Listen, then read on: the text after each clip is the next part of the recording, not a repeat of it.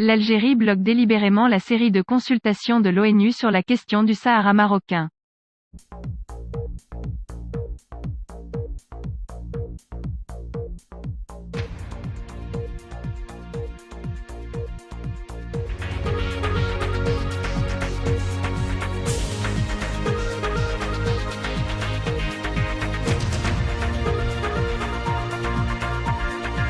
L'Algérie a refusé de reprendre la série de consultations politiques concernant le conflit du Sahara, après que son envoyé spécial au Maghreb, Amar Balani, a exprimé la réticence du voisin oriental à participer à des tables rondes dans les prochains mois.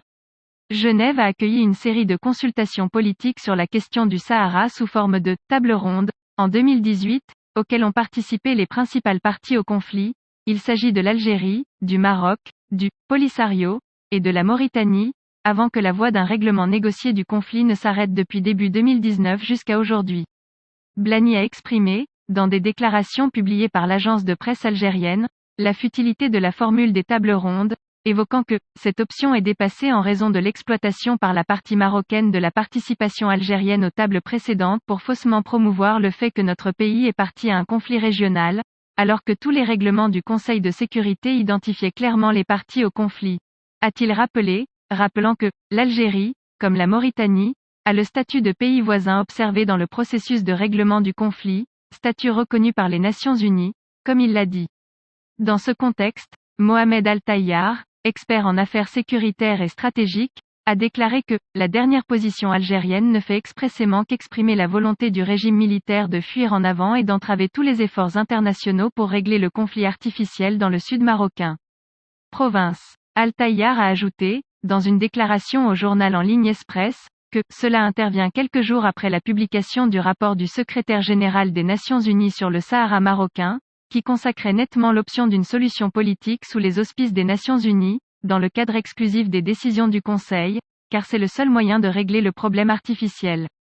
Le politologue a déclaré que le rapport, qui évoquait également la prise en compte de la série de tables rondes avec la participation du Maroc, de l'Algérie, de la Mauritanie et du Polisario, comme le seul cadre de la voie politique des Nations Unies, a fait de l'Algérie une place de choix dans le coin, surtout lorsque le cadre d'une solution politique a été spécifié exclusivement dans les résolutions 2440, 2468, 2494 et 2548 du Conseil de sécurité.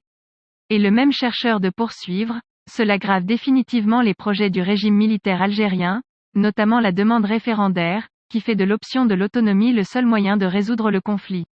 Aussi, l'Algérie, malgré toutes ses esquives et tromperies, a été désignée par les résolutions du Conseil de sécurité à 5 reprises par son nom comme la principale partie dans ce conflit régional. Et l'expert sécuritaire et stratégique de poursuivre, malgré la rupture des relations diplomatiques par le régime militaire, et la tentative d'entraver la mission du nouvel émissaire en appelant à ce que la situation au terminal de Guerguera soit rétablie avant l'intervention militaire marocaine comme condition de participation au processus politique, le Maroc a renouvelé à plusieurs reprises son invitation à l'Algérie à s'asseoir à une table de dialogue sur la région du Sahara, en tant que partie clé de la question. Al-Tayyar a expliqué que cela fait que l'Algérie essaie en vain de s'échapper et de se cacher derrière de nombreux arguments fragiles et parfois faux, et la menace de guerre à d'autres moments, et elle se rend compte que la question du Sahara est enfin réglée, et que le rêve du régime militaire existentiel pour séparer le Sahara de sa mère patrie, le Maroc, est terminé, et ne se réalisera jamais. Le chercheur en études politiques et sécuritaires a conclu que les récentes déclarations des responsables algériens ne visent qu'à gagner plus de temps et à entraver la voie des Nations Unies dans laquelle elles cherchent à trouver une solution politique concertée qui ne puisse dépasser le plafond de l'autonomie. Proposition.